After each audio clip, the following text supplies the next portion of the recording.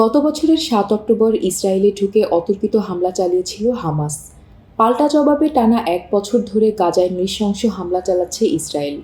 এই যুদ্ধ এখন বিস্তৃতি লাভ করেছে লেবানন, সিরিয়াতেও। পক্ষে বিপক্ষে পাল্টাপাল্টি হামলার জেরে অশান্ত হয়ে উঠেছে মধ্যপ্রাচ্য। এবার গাজা যুদ্ধ শুরুর প্রথম বার্ষিকীর প্রাক্কালে সোমবার ভোরে ইসরায়েলের তৃতীয় বৃহত্তম শহর হাইফায় হামলা চালিয়েছে লেবাননের সশস্ত্র গোষ্ঠী হিজবুল্লাহ। ইসরায়েলি আকাশ প্রতিরক্ষা ব্যবস্থা উপেক্ষা করে হাইফা ও তিবেরিয়াস শহরে আঘাত হেনেছে হিজবুল্লাহের রকেট।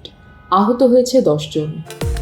হিজবুল্লাহের দাবি, তারা ফাঁদি এক ক্ষেপণাস্ত্র ব্যবহার করে হাইফার দক্ষিণে একটি সামরিক ঘাঁটিতে হামলা করেছে, যার মধ্যে ২টি রকেট ভূমধ্যসাগরীয় উপকূলে হাইফাতে, অন্য ৫টি ইসরায়েলের তিবেরিয়াস শহরে আঘাত হানে।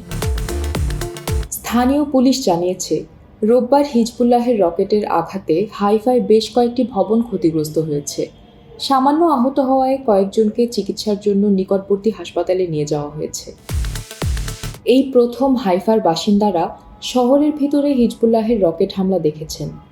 তিনি আরও বলেন, প্রায় ৩ লাখ বাসিন্দাসহ উত্তর ইসরায়েলের বৃহত্তম শহর হাইফা। কৌশলগতভাবে এই শহর বেশ গুরুত্বপূর্ণ।